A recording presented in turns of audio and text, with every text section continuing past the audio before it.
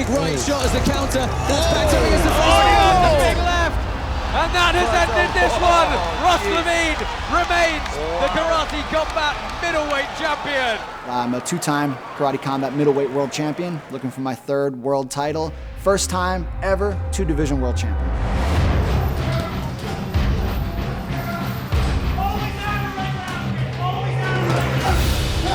I've just been training crazy. I would, of course, love to be more active with Karate Combat.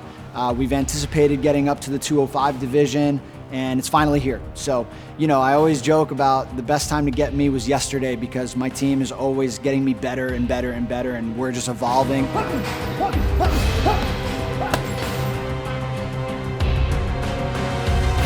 My history with Karate Combat's been kind of wild, man. I mean, during COVID, I got released from the last organization I was in during those times, and Karate Combat picked me up. They flew me right away over to Budapest, and I had a fight against big, tall Russian guy, southpaw, kind of funky, and I was able to just fight through some of that adversity of being uncomfortable and never being in the pit. It was my first time using small gloves. I had never fought for Karate Combat before, and I just remember being in here and like round one was really slow. I was uncomfortable. Round two was a little bit better. Round three, I really started finding the leg and really putting them away. And by like the middle end of round three, I really knew I had it, but it was kind of late. I wanted to put the pressure on a little bit more and get that finish. But unfortunately, he was tough too, so I didn't get a chance to. Landed a couple nice kicks, but yeah, it didn't always pay off. Then right away, I get thrusted into a title contender fight with Igor de Castañeda, who was the Iberian Bull, big, strong guys, knocking everybody out, and I go in there and put him away and earn a title shot. And then, you know, shortly after that, we get right into a title fight against the best grappler in the division, and no one's ever seen me being tested with my grappling, and we really put a lot of work in. We did a lot of things that were unconventional for me, learned a lot of judo, and fought another 5-round decision, fought through a ton of injuries, like just a crazy wild camp. And then, yeah, most recently this year, I get a rematch with Igor de Castañeda again, put him away again, got to put a stamp on it. Man, and here we are just moving up again, moving up in weight, getting my first UFC head that I get to fight against, you know, a guy with a lot of experience. And here we are, man, getting ready to take on champ status.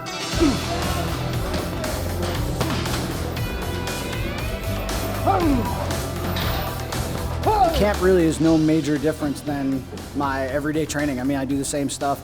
I don't increase the intensity or the volume of my training sessions or anything like that. Moving up in weight, I get to eat a little bit more. We're always trying to evolve new areas. I didn't get to show off my knees in my last fight, so you know, we've been working a lot on knees, a lot on calf kicks, I mean, a lot on head kicks. All the things that we've seen do damage with Sam in the past, we're gonna look to expose those in my own fancy way. We're just really finishing up camp. Everything is good, fine-tuning all the skills. We just did a heavy bag session, really just like our sprints, get that lactic threshold up so I don't ever get tired when I'm training. You guys always see me never getting tired in the fights. This is how we do it. And just gonna get a little bit of pad work in with coach. And yeah, nice easy day.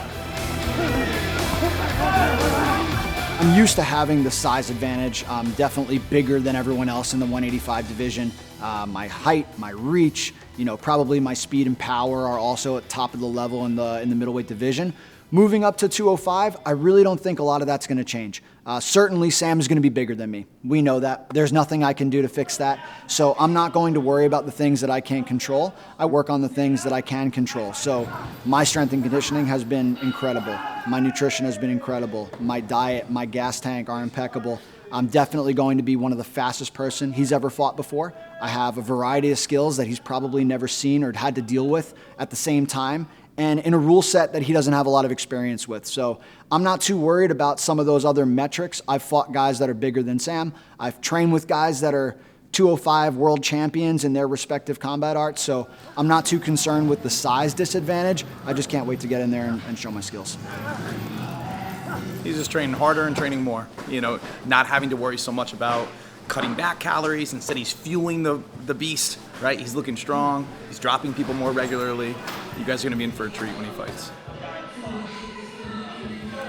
Sparring 2 minutes!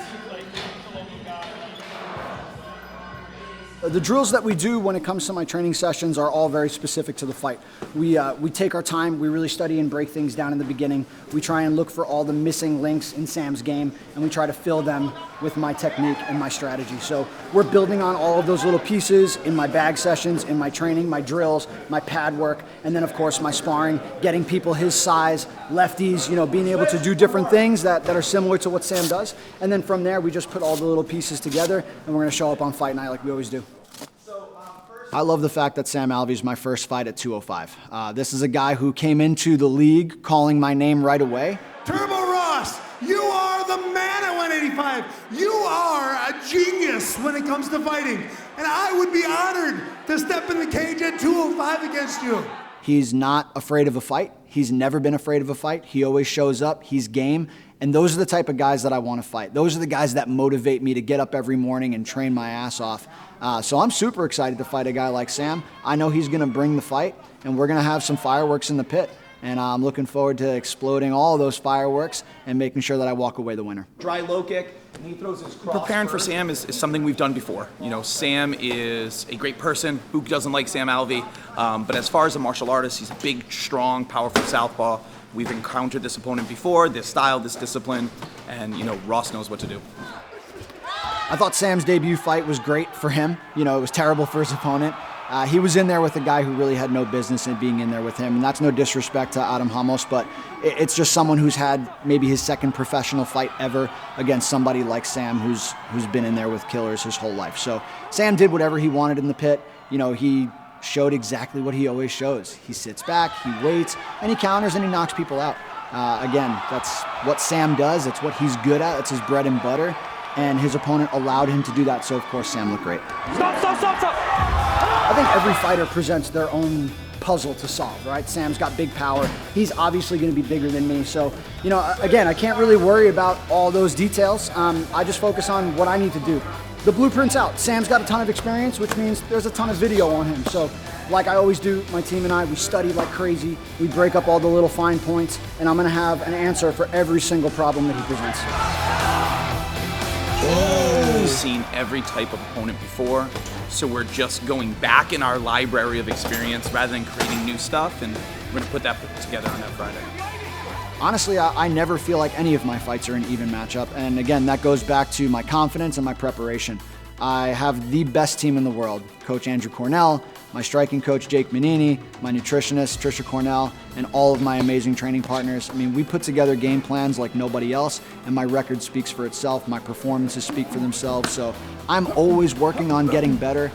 He can study all of the fights that he wants of my entire career, and he's still gonna get something different when he sees me on December 15th. So I never think this is an even fight. I always feel like I have an advantage because this is my best weapon.